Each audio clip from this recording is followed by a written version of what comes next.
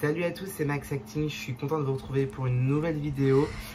Cette fois-ci on change totalement de contenu, c'est pas pour parler de je ne sais quoi d'autre.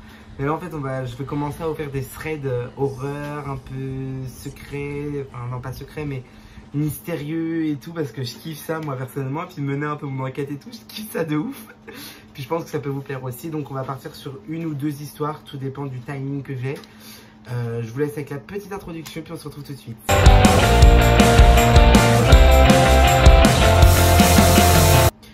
Ok, donc on va se mettre dans l'ambiance déjà. Pour commencer, je vais un peu baisser mon truc là, comme on fait. Voilà.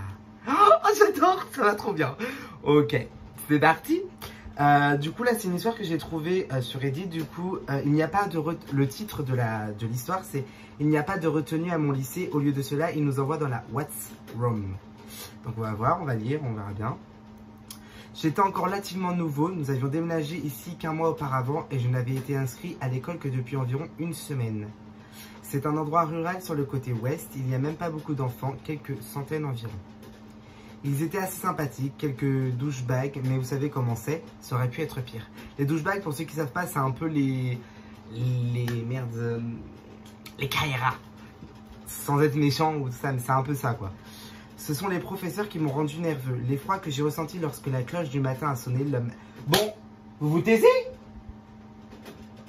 C'est encore plus stressant qu'autre chose. Du coup, je pouvais le sentir. Alors attendez, je sais, voilà, à cause de... Je sais plus où j'en suis rendu. Le malaise irradiant régulièrement et perpétuellement sur mes camarades de classe à toute heure de la journée d'école. C'était plus que des trucs de lycée ordinaire. Je pouvais le sentir, je ne pouvais tout simplement pas l'expliquer et ça n'avait pas de sens non plus. En gros, il se sentait hyper mal, genre, il était... Ah, il y avait un truc qui le prenait au trip, quoi.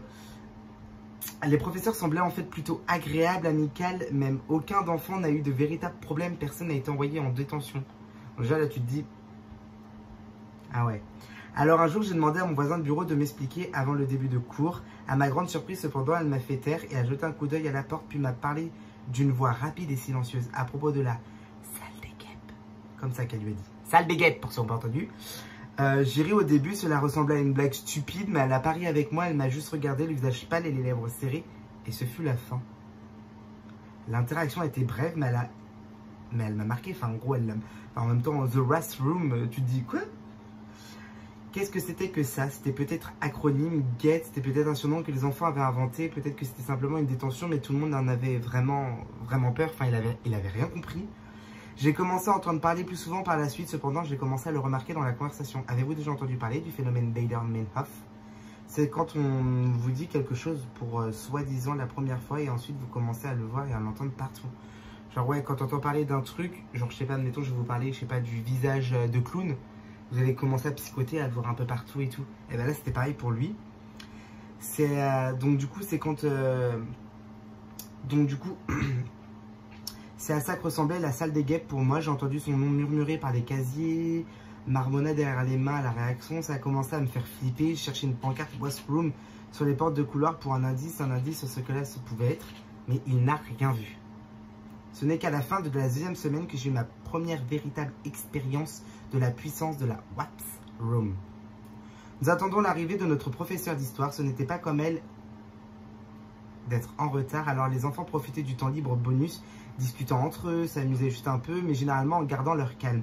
Tout sauf un gars de l'autre côté de la pièce. Il avait une bouteille d'eau entrouverte à moitié et lançait les éclaboussures sur les enfants devant lui. « Arrête ça, mec !» L'enfant l'a rappelé, frustré, mais pas l'agresseur. Il a juste ri à recommencer. Les enfants autour de lui pressaient aussi d'arrêter maintenant. « Arrête-le, Marc, avant qu'elle ne revienne !» Ils l'ont exhorté désespérément. Certains ont même tendu la main pour essayer de lui prendre la bouteille des mains, mais il a continué à le pulvériser. Puis les enfants autour de tous ont arrêté d'essayer d'intervenir à la fois. Et là, tout le monde a commencé à arrêter d'intervenir, c'était mort quoi. Ils furent immédiatement réduits au silence, les mains sur les bureaux et la tête tournée vers l'avant, alors que la porte de la classe s'ouvrait. Elle a marché. Notre professeur d'histoire témoin d'un dernier jet d'eau froid sur la nuque de l'enfant. J'ai vu l'expression sur le visage de Marc changer complètement. La terreur remplaça l'arrogance paresseuse. Son sourire provocateur disparut un instant. Il tâtonna avec la bouteille et elle tomba bruyamment sur le sol. Et elle fuya alors qu'elle roulait dans le pied de son bureau. Il y eut un silence. Et notre professeur secoua lentement la tête. L'intimidation ne sera pas tolérée, Marc, dit-elle doucement. S'il vous plaît, dit-il soudainement, la panique s'élevant au bord de sa voix. S'il vous plaît, Madame Vierce, s'il vous plaît, ne m'envoyez pas dans la pièce, s'il vous plaît. Elle fit pas de plus de sombre fut projetée contre les murs derrière elle. Ses yeux brillèrent et la température de la pièce tomba comme une pierre. Marc, je n'ai pas le choix, vous connaissez la punition. Vous devez vous rendre immédiatement dans la salle des guêpes. Non, il a crié et j'ai sursauté d'alarme. Le regardant alors qu'il tombait à genoux sur le sol, il joignit ses mains. S'il vous plaît, non. Si vous êtes déterminé à provoquer une scène, Marc, vous connaissez les conséquences. Je vous suggère de vous rendre dans la salle immédiatement et sans plus de cette absurdité, répondit Madame Vierce. Excusez-moi, je peux avoir des petits moments de bug parce que je la découvre en même temps que vous, l'histoire, je ne l'ai jamais vue. Donc, à ma grande surprise, la victime de Marc lui-même est en fait venu à la défense du garçon. Il a essayé de parler pour le soutenir, pour dire que ce n'était honnêtement pas grand-chose. Mais avec un regard rapide et sévère, l'enseignant et un doigt tendu, il a été contraint de se taire. Et Marc n'ira pas. Il a continué à crier et de supplier. J'ai regardé autour de la pièce. Personne d'autre ne réagissait, même personne ne semblait faire une chose. Mais regardez droit devant moi. Mon cœur battait comme je n'y attendais pas. Surtout pas ici dans une école. Mais Marc ne s'est pas arrêté. Et finalement, 2 hommes en gris ont franchi calmement la porte de la classe, ont attrapé le garçon hurlant par les bras et l'ont traîné rapidement de la pièce et dans le couloir jusqu'à ce qu'il ne puisse plus être entendu. Mes mains étaient blanches contre le bureau, j'avais tellement peur, mais ensuite Madame Versmile, elle a juste continué avec la classe, genre en mode « Bah les couilles, frère ! Je continue mon cours, quoi qu'il se passe !» Silencieux, me siffla-t-elle. Nous étions assis près du fond, elle a jeté un regard paranoïaque dans le bus et sur les sièges, ne faisant signe plus près. Elle hésitait à murmurer quelque chose à l'oreille du garçon à côté d'elle. « Vrai, répond, dit-il. Elle devait savoir, elle a besoin en fait pour elle. » Nous avons donc parlé à voix basse à l'arrière du bus. Ils m'ont raconté avec anxiété l'histoire de la salle des guêpes. C'était comme son nom l'indique, m'ont-ils dit. Les enfants qui se comportent mal et s'entraînent dans les couloirs sombres jusqu'à une porte au bout du couloir. Vous pouvez donc entendre le bourdonnement à partir de là, disait-il. Vous pouvez l'entendre grandir, le bourdonnement de la méchanceté perpétuelle derrière la porte. Et une fois derrière la porte. Il vous jette et vous y regarde aussi longtemps qu'il le décide jusqu'à ce que vous ayez pris votre leçon, puis il vous laisse simplement sortir. Pas question, ai-je répondu. Vous ne pouvez pas être sérieux, il n'y a tout simplement pas moyen. Alors les guêpes... Tu me dis qu'une école a une salle juste pleine de guêpes. Les enfants se sont regardés, m'ont pari, ils m'ont fait une plaisanterie, ils m'ont juste regardé solennellement. Le garçon se penchait en avant. Avez-vous entendu l'histoire de Dan Martinez? J'ai secoué ma tête, la pluie battait la vitre sur lui. La pluie... Il y a des fautes, hein. La pluie battait la vitre du bus, grise et implaçable. Ils disent qu'il était le premier enfant à avoir jamais eu un séjour après l'école dans la salle des guêpes. Ils disent qu'il a donné des coups de pied, s'est débattu et s'est battu tout le long du couloir. Apparemment, vous pouvez encore voir certaines des éraflures et des bosses qu'il a faites dans la peinture sur les murs. Le garçon déglutit. Aucun des enfants qui sortent n'a jamais envie d'en parler. Eh bien, qu'est-il de Dan Martinez lui-même? J'ai demandé. Tu ne pourrais pas simplement lui demander. C'est la chose, a poursuivi le garçon. C'est la toute première session après l'école, et à chaque coup de poing et coup de pied lancé, il prolonge son temps. Apparemment, ils l'ont juste enfin oublié. J'ai oublié qu'il était même là. Il avait tellement peur des guêpes. J'ai réalisé que ma gorge était devenue sèche. C'est presque cela que j'étais dans ce couloir, écoutant la drone et le bourdonnement derrière la porte. Et qu'en est-il? Sont venus du lendemain matin, finit le garçon. Il était trop tard, il était mort. Il avait été piqué tellement de fois qu'au début, il n'avait même pas reconnu son corps. Apparemment, tous les professeurs ont prétendu qu'il venait de s'éloigner, ça les épaules. Mais ce n'est pas ainsi que l'histoire se déroule, pas la façon dont les enfants le disent. Ouais. Ouais, je sais pas, je trouve ça... Ouais. Ça s'arrête là, elle date il y a 1 heure. Je sais pas quoi penser. En fait, j'ai envie d'y croire, mais j'ai pas envie d'y croire non plus.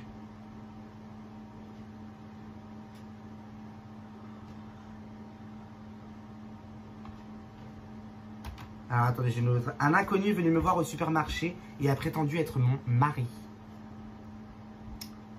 Putain, ça va pas le traduire. Ah si. Je comparais le prix des boîtes de concentré de tomates quand c'est arrivé. J'ai senti son souffle sur mon cou avant d'entendre sa voix. Jenny, dit-il, je suis votre mari, Marc. J'ai instinctivement pris du recul avant de mesurer son visage était beau. Si son nez était un peu trop large, il me regardait timidement, ses dents blanches scintillantes sous la lumière jaune du supermarché. Ça commence bien déjà. Mes sens se sont revenus d'un seul coup. Non, tu ne l'es pas. Mon mari a des raisins en ce moment, mais il reviendra dans 1 seconde. Mon mari a des raisins. Ah, il est parti au truc des raisins. Ok. Déclara-je fermement, aussi poliment que possible. Son sourire faillit, mais resta collé sur son visage. Vous verrez, Jenny, je suis ton mari et tu m'aimes. Il agrippa mon poignet fermement et me rapprocha de lui. Il était plus fort qu'il n'en avait l'air. Il se pencha murmurant. Tu ne sais rien, Jenny. Puis il a contourné le coin de l'allée et a disparu de ma vue. Bah, moi je jette mon caddie là et puis je pars en courant. Je restais sous le choc, les 2 boîtes de concentré de tomates toujours en main. Une vieille dame descendit l'allée et s'éclaircit la gorge, indiquant qu'elle voulait regarder les objets que je bloquais lentement. J'ai mis les 2 dans mon panier et a roulé vers les produits. Mon mari Dan avait des raisins, du yaourt et du fromage entassés dans ses bras. Il me fit un sourire maladroit quand je pénétrai dans sa ligne de mire et laissa tomber cet article sans ménagement dans notre panier. Je pense que c'est tout, Jane. Tu es prêt à partir? Mon visage devait être pâle parce qu'un instant plus tard, il a touché ma main et m'a demandé « Bébé, ça va ?» J'ai hoché la tête, genre « Bébé, qu'est-ce qui t'arrive ?» J'ai hoché la tête, sortons d'ici. Pendant que nous faisions la queue, pour le seul registre ouvert réservant des clients, j'ai surveillé de près, j'ai tenu la main de Dan, ce que je n'ai jamais ayant besoin de quelque chose pour calmer mon rythme cardiaque. Cependant, je n'ai jamais vu l'homme. Plus tard dans la voiture, je me suis tourné vers Dan et lui dit « Tu ne croiras jamais ce qui m'est arrivé dans ce magasin. » Il a tripoté la radio, à moitié attentif, et a demandé « Qu'est-ce que c'est ?» Dan, un homme est venu vers moi, m'a saisi le poignet et a dit qu'il était mon mari. Une pause silencieuse. Son nom était Marc. Il a dit que je ne savais rien. Dan poussa un long soupir et se tourna vers moi. Mon expression était indescriptible alors qu'il envisageait ses prochains mots. Le bâtard n'avait aucun droit. On m'a promis jusqu'à la fin de la semaine. Je suppose que ça ne sert à rien de faire semblant. Nous avons passé beaucoup de trop de temps ensemble. Jenny et moi avons adoré chaque instant. Faites vraiment ressortir le meilleur de toi-même, gloussa-t-il. Et j'aurais aimé que nous puissions avoir beaucoup plus longtemps. Mais tu as raison, Marc est votre mari maintenant. Hein? J'ai pas compris. Attendez. Le bâtard n'avait aucun droit. On m'a promis jusqu'à la fin de la semaine. Je suppose que ça sert à rien de faire semblant. Nous avons passé beaucoup trop de temps ensemble. Jenny et moi avons adoré chaque instant. Vous faites vraiment... Marc est votre mari maintenant. Un silence inconfortable s'est glissé dans notre voiture alors que j'envisageais les possibilités de cette déclaration. Finalement, un sourire se répandit sur mon visage. Hilarant, Dan, sensationnel. Vous pourriez être acteur, ai-je dit. Instant, sa livraison impassible, son expression n'a cependant jamais changé pour correspondre à la mienne. Jenny, bébé, ne complique pas ça, sa voix se releva à la fin comme si elle était en question. J'ai continué à attendre qu'il se brise. Il commença à se moquer de moi à tout moment maintenant et demandait pourquoi j'avais acheté une blague aussi stupide pendant que j'entendais patiemment croiser son regard incrédule. Il cassa sa montre et démarra la voiture. Nous avons roulé en silence, empruntant des sentiers familiers dans notre ville, le sillon illoinois. On s'en fout d'où t'habites. J'ai refusé de céder une seconde, ce que je pensais qu'il était sérieux. C'est pas une drôle de blague pour moi. Cependant, j'étais incroyablement énervé par cet inconnu. Et maintenant, mon mari était une sorte de comédien. Dan s'est garé sur le parking vide d'un bâtiment industriel. Il s'éclaircit la gorge et croisa mon regard. Jenny, bébé, je ne plaisante pas. Non, Dan, tu plaisantes évidemment et je suis pas stupide. Je ne pense pas que ça soit drôle. Du tout. J'aimerais que vous ayez un peu de compassion pour la façon dont cette situation étrange au lieu de me faire sentir encore plus bizarre. Jane, je dois vous laisser ici. Vous devez rentrer dans ce bâtiment pour comprendre, dit-il avec remords. J'ai considéré le bâtiment, il ressemblait à un entrepôt abandonné. Comme l'enfer, je sors de cette voiture. Il baissa la tête et murmura. Je pense que tu diras ça. Il sortit son téléphone portable et tapa un numéro. Hein? Mais il n'y a pas la suite, c'est une blague. Ah si. Ça me stresse. Il baissa la tête et murmura. Je pensais que tu dirais ça. Ouais, nous sommes ici, mais bon, sa voix se mit en colère. Dis à ce Marc que je suis vraiment énervé de la façon dont il a géré ça. Il ressemble à un vrai flag. Je voudrais laisser un examen formel. Une fois que cela sera terminé, je n'ai pas pu entendre la réponse de la personne avant qu'il raccroche. Il se tourna et me saisit les mains, glacé de malaise. Jane, j'aimerais pouvoir vous faire sentir mieux avant que tout ne soit fini. Je voulais pas que ça se passe comme ça, bébé. Je n'ai vraiment que de l'amour et de l'admiration pour vous dans mon cœur. Tu as été une putain de femme. J'espère que ce nouveau gars, Marc, vous traite comme vous le méritez. Il fit une pause et sembla presque commencer à pleurer. J'espère qu'il te donne tout ce que je... La porte s'ouvrit et des bras forts m'attrapèrent alors que je criais. Je te violemment traîné hors de la voiture. Ma cheville se tordait alors que je combattais les bras. Souviens-toi, Jenny, tu te souviens de quoi? Souviens-toi de tout. Marc hurla frénétiquement alors qu'il criait si fort que sa voix se brisa. Soudainement, j'étais dans une pièce sombre. Les salons ont oublié de prendre mon téléphone et j'écris ceci dans le noir. Je ne peux même pas comprendre tout ce qui s'est passé. Je vous mettrai jour à jour au fur et à mesure que je en prendrai. Mais quoi? Elle est toujours dans le truc, là? Mais what? Elle est encore... Hein? Elle est encore bloquée dans le bidule, là? Mais wesh! Waouh! Là, elle a écrit ça il y a combien de temps? Bah madame, faut sortir. Il y a 16 heures. C'est chaud. Mais moi je rigole pas là. Hein. Bon, les loulous, ça se termine comme ça. J'espère que ces deux petites vidéos vous auront plu. Enfin, ces deux petites histoires. N'hésitez pas à me dire en commentaire ce que vous en avez pensé. S'il faut que je continue, s'il faut que je fasse des histoires mieux que ça, mieux racontées. Est-ce qu'il faut qu'il y ait un peu plus de suspense, un peu plus d'horreur. Dites-moi tout ce que vous pensez dans les commentaires. Je vous fais de gros bisous et à la semaine prochaine.